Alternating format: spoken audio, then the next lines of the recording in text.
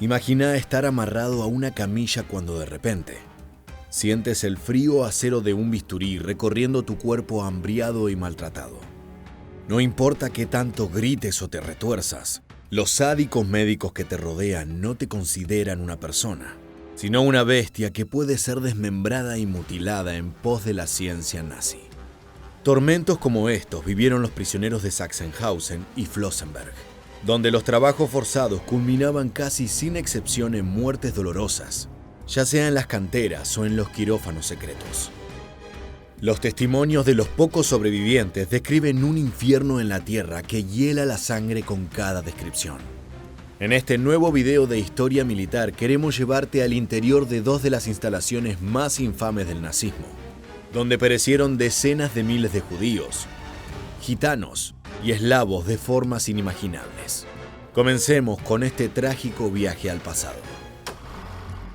En la ciudad de Oranienburg, en las afueras del Estado Federal de Brandenburgo, se erige esta tétrica construcción que entre 1936 y 1945 funcionó como uno de los principales y más temidos campos de concentración del nazismo. El lugar fue conocido como el campo de Sachsenhausen y fue hogar y cementerio de miles de presos políticos y de personas que el régimen del Führer consideraba indeseables. En los papeles, no se trataba de un centro de exterminio, sino de uno de trabajos forzados. Aunque teniendo en cuenta la brutalidad de esas labores, por lo general el destino era también la muerte. Allí, apenas a 30 kilómetros de la capital alemana, fueron transportados aproximadamente 200.000 prisioneros, ya sea por motivos políticos o raciales. Se estima que de ese total fallecieron entre 20.000 y 35.000 personas, un porcentaje altísimo que revela la importancia de ese lugar para las políticas de exterminio del Tercer Reich. Sachsenhausen era un lugar especial con prisioneros de gran interés para Alemania. Entre sus reos más famosos podemos encontrar a Jakob Jugasvili, el hijo mayor de Joseph Stalin, el asesino internacional Herschel Greenspan, el penúltimo ministro francés Paul Reynaud y al político y primer ministro español durante la Guerra Civil, Francisco Largo Caballero. Como te adelantamos, no se trataba de un espacio de simple aniquilación, sino que el objetivo era proporcionar mano de obra esclava a una región de suma importancia para la industria nazi. Eduard Adler, un sobreviviente, recuerda así la ardua jornada laboral. We worked 10 hours a day, if I remember correctly. We slept on straw bags. It was a jute sack filled with straw. I guess that's common, under certain circumstances, many people sleep that way. And we worked 10 hours a day on a field that was approximately, I would say, a square kilometer, somewhere around that area. Pero no todo era trabajo. Dentro del campo funcionaban varias otras oscuras instalaciones. Una cámara de gas, una zona de experimentación médica, celdas para castigar a los prisioneros problemáticos. Nada fuera de lo normal para la brutalidad nacionalista. Entonces, ¿qué hacía tan especial a este tenebroso emplazamiento? Sachsenhausen era uno de los campos más importantes del Tercer Reich, ya que en él se tomaban las decisiones referentes a alimentación, castigos y torturas que luego se aplicaban en todos los demás campamentos de la amplia red que existía en Alemania desde 1936. Básicamente, cualquier nuevo método para someter o eliminar a los reos era primero testeado en este lugar. En los primeros años de funcionamiento del campamento, las ejecuciones se realizaban de una forma grotesca y poco conveniente. Los prisioneros eran colocados en pequeñas habitaciones mientras sonaba música clásica para tapar los gritos de dolor. Las víctimas eran engañadas y se les decía que allí se les mediría la altura y el peso con fines médicos. Pero el verdadero tratamiento dispensado era una bala en la nuca disparada desde una apertura en las gruesas puertas de las habitaciones. Este método requería de demasiado tiempo y preparación, por lo que los oficiales de la SS experimentaron con diferentes herramientas de matanza, como la horca o el fusilamiento masivo. Si bien estos conseguían los asesinatos en masa, causaban pánico entre las futuras víctimas, por lo que los guardias tenían que lidiar con decenas de prisioneros atemorizados y dispuestos a todo para escapar de ese destino trágico. Pero el ingenio macabro del Tercer Reich no tenía límites. Fue en el campo de Sachsenhausen que se llevaron a cabo los primeros gaseamientos, en pequeñas salas que eran acondicionadas para acumular gran cantidad de personas y eliminarlas con gases venenosos de distinto tipo. Esta forma de exterminio demostró ser altamente efectiva y simple, por lo que pronto se replicó en otros campos como Auschwitz y otros lugares. Otra de las prácticas que se realizaban en casi todos los campos de trabajo y exterminio del Tercer Reich era la experimentación médica contra la voluntad de los prisioneros. Por ejemplo, la esterilización forzada fue uno de los crímenes de guerra más degradantes e inhumanos de los que se tenga registro, y Sachsenhausen fue epicentro de esas operaciones. Los doctores buscaban encontrar métodos para acelerar el crecimiento poblacional alemán, así como también excusas biológicas para explicar la supuesta inferioridad racial de otros pueblos. Documentos descubiertos por los aliados sugieren que en la zona médica de Sachsenhausen se realizaron experimentos con una droga designada como DIX. La sustancia estaba pensada para aumentar la capacidad física de los reclusos, aumentando así también su capacidad laboral hasta que su cuerpo dijera basta. El cóctel estaba compuesto de una combinación de cocaína, metanfetamina y oxicodona, y el plan era aplicar esa misma inyección en los soldados de la Wehrmacht. Las pruebas eran llevadas a cabo en judíos y gitanos, cuerpos dispensables y sin valor humano, de acuerdo a la doctrina nacional socialista. Como si los horrores médicos no fuesen suficientes, el campo fue epicentro de la Operación Bernhard, uno de los más grandes operativos de falsificación monetaria jamás llevados a cabo. Los alemanes forzaron a los prisioneros con cualidades artísticas a producir billetes norteamericanos y británicos para socavar las economías de dichos países. En 1943 se introdujeron billetes de 5, 10, 20 y 50 libras. Y lo más extraño es que el Banco de Inglaterra jamás se percató de la situación. Hoy en día ese dinero falso tiene un altísimo valor entre los coleccionistas. El final de este emplazamiento fue acelerado por las propias autoridades alemanas. En los últimos meses de 1944, con la implacable avanzada del Ejército Rojo, Himmler ordenó la ejecución de todos los prisioneros de Sachsenhausen. Las primeras víctimas fueron los enfermos y lisiados, llegando a más de 2.000 personas ejecutadas. Luego, en febrero de 1945, más de 1.300 prisioneros fueron asesinados durante una de las tantas evacuaciones de las fábricas cercanas al campo. Todos los esfuerzos del gobierno nacionalsocialista fueron en vano. Cuando la llegada de los soviéticos era inminente, se emprendió una marcha de más de 33.000 reos con destino a campos aún no liberados por los aliados. El camino fue largo y lleno de penurias. Muchos de los prisioneros colapsaron en la ruta, fallecieron por cansancio o inanición. Finalmente, el 22 de abril de 1945, los últimos 3.400 habitantes de Sachsenhausen fueron liberados por el primer Frente Bielorruso y la segunda División de Infantería Polaca. Una vez que las tropas soviéticas lograron vencer a los soldados alemanes en su propio territorio, el campo de Sachsenhausen fue uno de los lugares reacondicionados para alojar a prisioneros nazis. Entre 1945 y 1950 funcionó allí el Campo Especial Soviético número 7, ocupado principalmente por presos políticos, colaboradores, funcionarios nazis y civiles anticomunistas. Se sabe que bajo control soviético pasaron aproximadamente unos 60.000 prisioneros, de los cuales unos 12.500 murieron allí.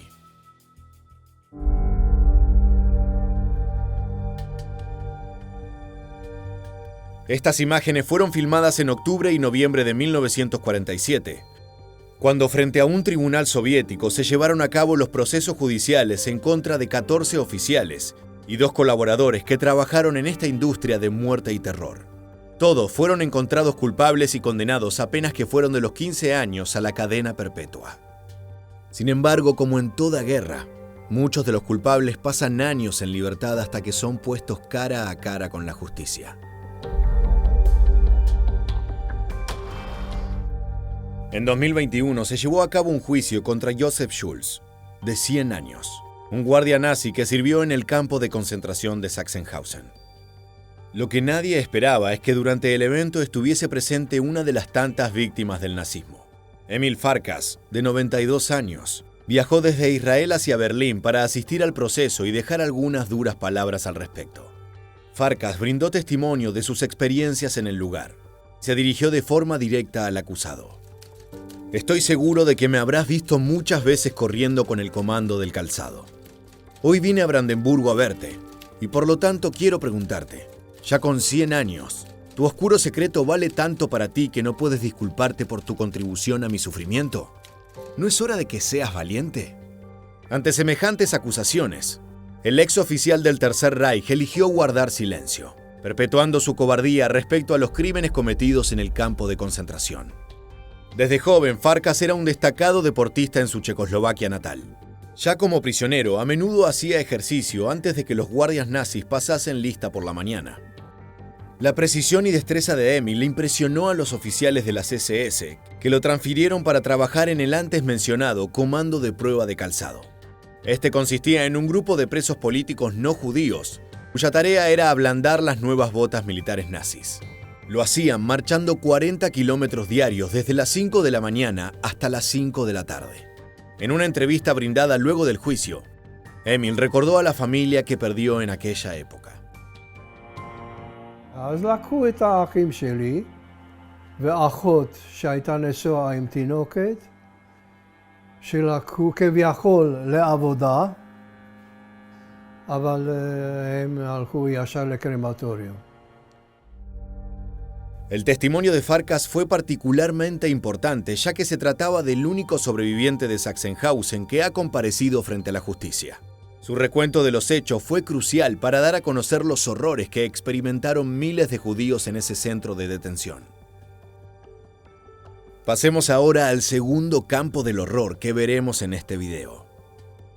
El campo de Flossenbürg fue instalado el 24 de marzo de 1938, cerca del pequeño pueblo homónimo. Esa zona fue elegida debido a su potencial para la extracción de granito para la construcción, así como la cercanía con la frontera checa, lo que facilitaba el transporte de bienes en esa región de Alemania. El 3 de mayo de 1938 llegaron al campo los primeros 100 prisioneros provenientes del ya infame Dachau.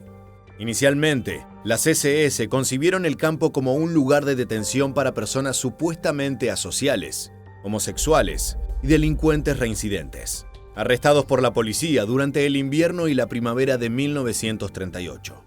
El objetivo era idéntico al de Sachsenhausen: amasar una enorme mano de obra esclava para poner en funcionamiento la industria alemana. Desde el inicio de las actividades en 1938, el flujo de prisioneros fue lento pero constante, contando con cerca de 2.500 reos para los últimos meses de 1939. El trabajo en Flossenbürg era extremadamente duro, con escasas raciones de alimento y cuotas de producción exageradas que rara vez eran logradas por los prisioneros. Como te adelantamos, el granito era uno de los bienes más deseados de la zona, por lo que aproximadamente la mitad de la población carcelaria se encargaba de elaborar la cantera de dicho material. También se incorporó la industria armamentística con la instalación de una planta de la mítica empresa Messerschmitt en febrero de 1943. Este emplazamiento fue causado por la destrucción de la planta central de la compañía, ubicada en Regensburg, por parte de bombarderos aliados. En la zona nueva de producción, los reos trabajaban en piezas para aviones de combate ME-109 y otros modelos menos populares entre las fuerzas germanas. La dureza con la que las autoridades del campo forzaban a trabajar a los prisioneros y la ausencia de atención médica facilitaron la propagación de enfermedades como la disentería y el tifus. Además de las terribles condiciones de vida, los reos sufrían golpizas y castigos arbitrarios ante la más mínima falencia. Recuerda que las torturas que eran ideadas en Sachsenhausen luego eran aplicadas en otros centros de detención del nazismo. Flossenbürg no era la excepción. Uno de los aspectos más extraños de este campo era que algunos delincuentes entre la población carcelaria tenían el estatus de veteranos por pasar varios años dentro del sistema penitenciario. Con la tolerancia de las SS, esos líderes criminales solían dominar la administración interna que, en consecuencia, era particularmente brutal y corrupta. Las golpizas y vejaciones eran cosa de todos los días dentro de las celdas y barracas. Las relaciones homosexuales por la fuerza y las violaciones eran lo suficientemente frecuentes como para llevar a las autoridades del campo a separar a los menores de edad en zonas diferenciadas. La falta de alimento, las golpizas y las enfermedades generaban una tasa de mortalidad altísima, que incluyó 1.367 muertes registradas solo en marzo de 1945. Jack Terry, el sobreviviente más joven de este lugar infernal, considera que es difícil explicar en simples palabras sus traumáticas experiencias. How can I convey in ordinary language fear, which was always with me? Hunger, which was always with you. I mean, how do I say to you, cold? It's not ordinary language. Además, las autoridades colaboraron con esas cifras de muertes, llevando a cabo numerosos fusilamientos individuales y masivos que eran justificados como ejecuciones a causa de algún tipo de falta por parte de las víctimas. Para finales de 1941, los sádicos guardias de la SS habían fusilado a más de 1.000 prisioneros de guerra soviéticos en Flossenbürg. Y esa práctica continuó hasta bien entrado el año 1944. Sin embargo, uno de los mayores crímenes de guerra ocurridos en esa instalación no involucró solo a hombres del Ejército Rojo. El 29 de marzo de 1945, las SS ahorcaron a 13 prisioneros de guerra aliados, incluido un soldado estadounidense, que habían sido sorprendidos detrás de las líneas alemanas en la costa de Normandía el verano anterior. El asesinato de soldados capturados es una violación a las normas de la guerra. Los últimos días de Flossenbürg fueron similares a los de Sachsenhausen. Los oficiales vivían en un constante estado de paranoia, temiendo el arribo de las fuerzas aliadas, lo que generó aún más fusilamientos y casos de tortura. Finalmente, el 23 de abril de 1945, miembros del 358º y 359º Regimiento de Infantería estadounidense ingresaron al lugar, liberando a aproximadamente 1.500 personas. Lo que estás viendo son imágenes tomadas en los primeros días posteriores a la liberación, cuando el hedor de los cuerpos putrefactos aún inundaba el lugar. Los soldados aliados recorrieron el campo inspeccionando los métodos de tortura y los crímenes llevados a cabo, trabajo fundamental para luego poder enjuiciar a los culpables. Se estima que desde aquellas primeras jornadas de 1938 hasta su captura, por el campamento pasaron casi 98.000 personas, de las cuales 30.000 perecieron. Los horrores vividos dentro de estos campos perduran en la historia gracias a la dolorosa pero necesaria labor de hombres como Emil Farkas y Jack Terry, quienes están dispuestos a revolver en los años más tormentosos de su vida, para que las torturas efectuadas por los alemanes no se pierdan en el tiempo. De esta manera llegamos al final de esta entrega. Si quieres seguir conociendo historias como esta, puede ser una buena idea suscribirte y activar las notificaciones de nuestro canal. Sin más, nos despedimos hasta la próxima entrega de Historia Militar. Gracias por acompañarnos.